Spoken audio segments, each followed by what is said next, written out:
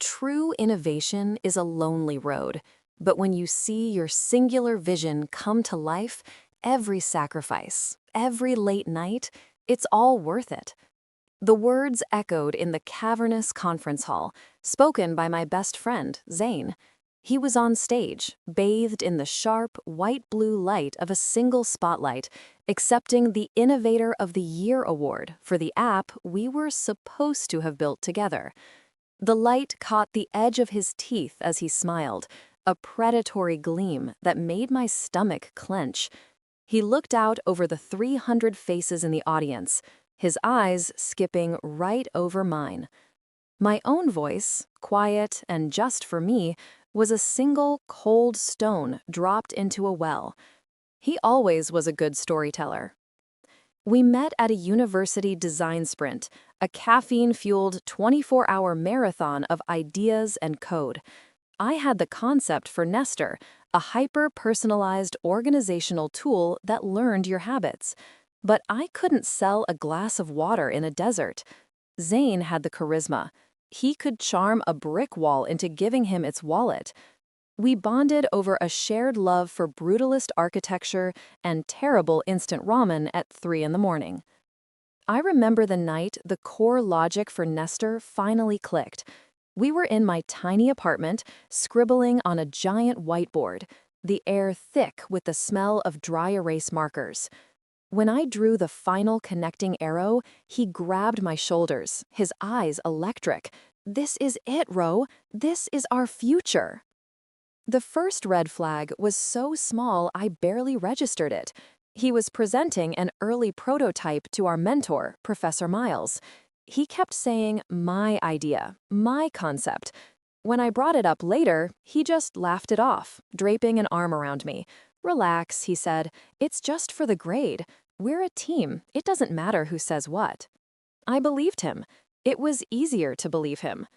The next 2 years were a blur of golden moments turning gradually gray.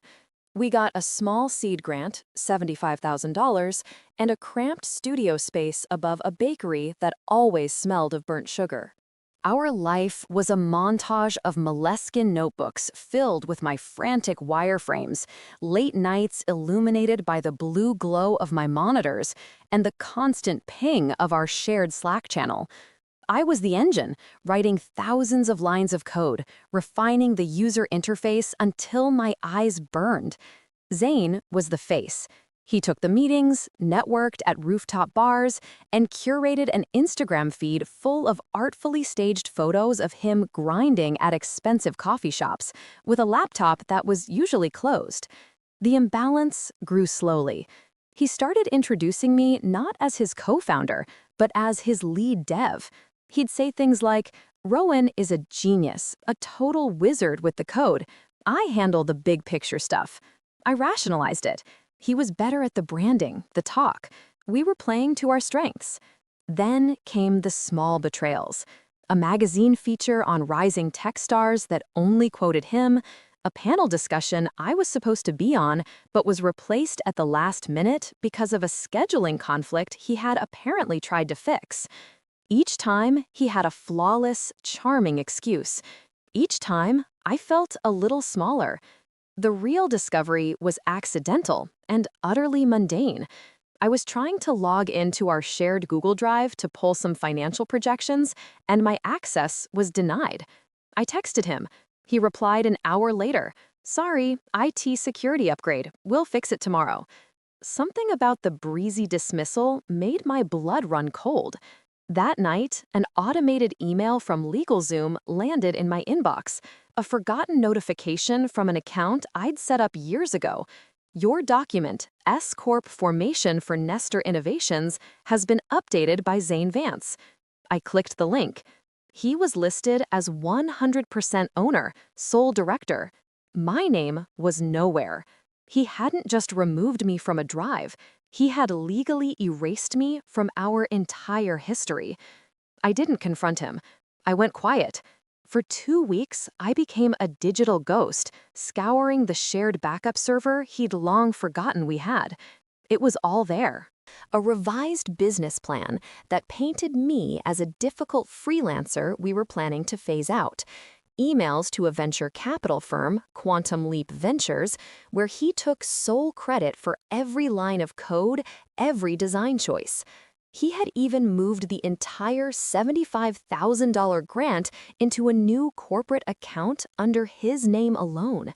He wasn't just stealing my work, he was stealing my identity. Which brought me here, to the Future Forward Tech Summit, sitting in the third row watching the final act of his theft play out in public. Professor Miles was 2 seats down, clapping politely. Miss Thorne, the lead partner at Quantum Leap, was at the VIP table, watching Zane with a proprietary smile. He was her golden boy now. Zane leaned into the microphone, his voice dripping with false humility. Some people have ideas, but it takes a real leader to build a legacy from them. It's about vision and the courage to follow it, no matter who or what you have to leave behind. He looked directly at me then, a flicker of something, pity maybe, or just pure triumphant cruelty, in his eyes.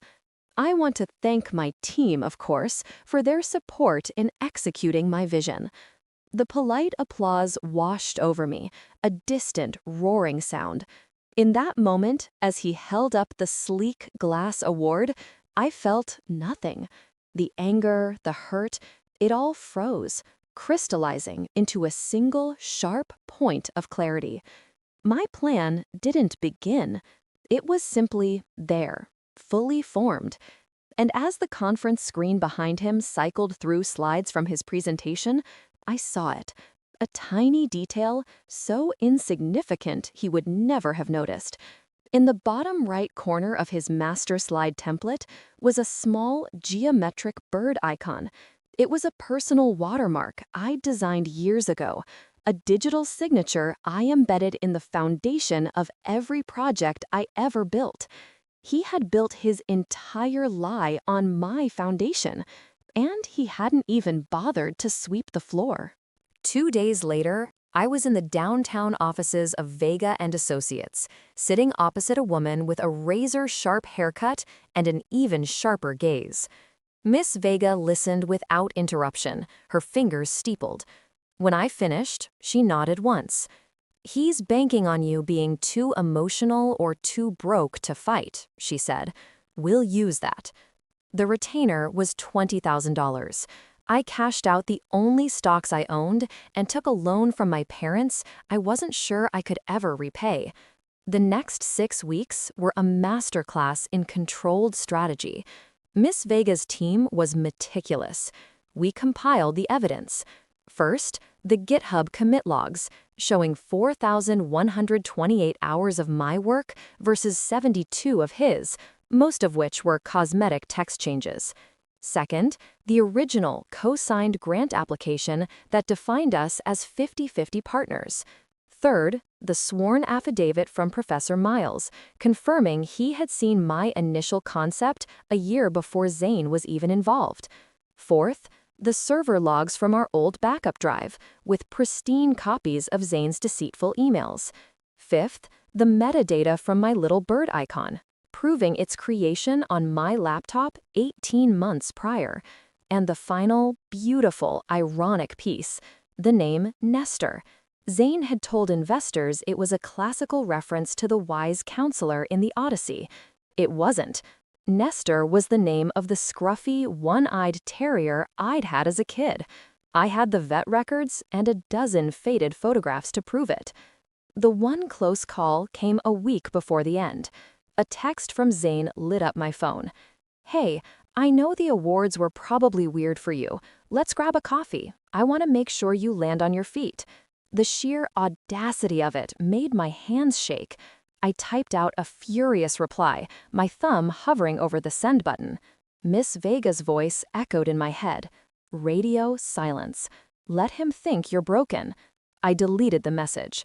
Instead of filing a lawsuit, she sent a single, formal letter requesting mediation with Quantum Leap Ventures to discuss an urgent intellectual property dispute. It was the perfect trap. Zain would walk in expecting to swat away a bitter ex-colleague, not realizing he was walking into a meticulously documented public execution. The conference room at Quantum Leap was all glass and cold, brushed steel. Zain sat opposite me, flanked by a slick corporate lawyer, a confident smirk on his face. At the head of the long table sat Miss Thorne and two other partners, their expressions unreadable. Miss Thorne began, her voice crisp. "Mr. Vance, we have a simple question about IP ownership that needs clarification before we finalize your term sheet." Zain chuckled, leaning back in his chair. "It's a simple shakedown attempt from a disgruntled contractor. Rowan's term ended. I own 100% of the IP. It's all in the corporate filings. My lawyer, Miss Vega, didn't even look at him." She slid a thick binder across the polished table. "These are the GitHub commit logs from the project's inception," she said, her tone level.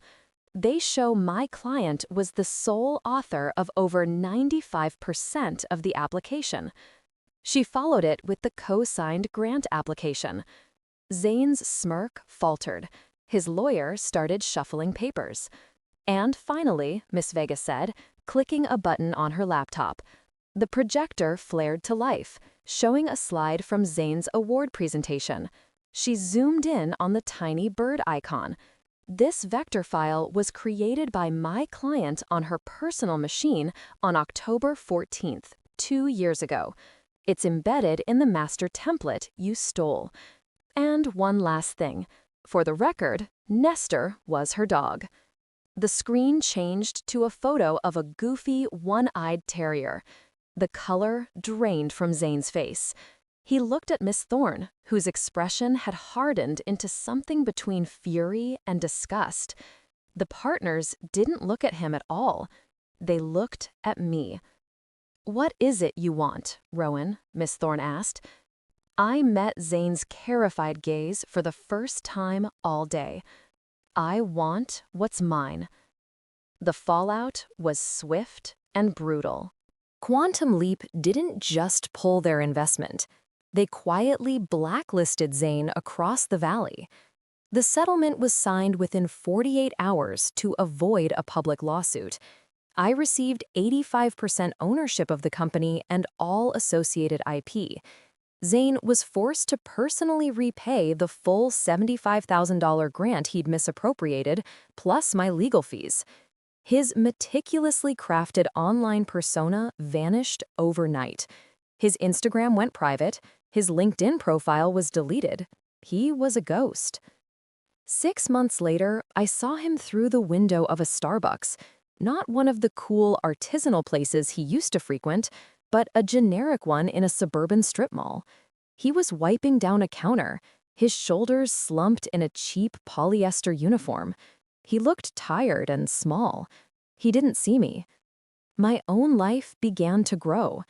With new funding from Miss Thorne's firm, I hired a small, brilliant team. Our new office is bright and open, filled with whiteboards and collaborative energy. There are no visionaries here, just builders. The calm I feel isn't the giddy thrill of victory, but the quiet satisfaction of earned peace. It's the feeling of reclaiming your own story. Last week, I stood on the same stage at the same conference, accepting the same award. When they handed me the glass trophy, I leaned into the microphone. "They say innovation can be a lonely road," I began. But I was lucky. I never had to walk it with a singular vision. I had my team, my mentors, and a very good lawyer. The audience, who all knew the story by now, broke into warm laughter. I had finally built my own nest, and he was just a story I used to tell.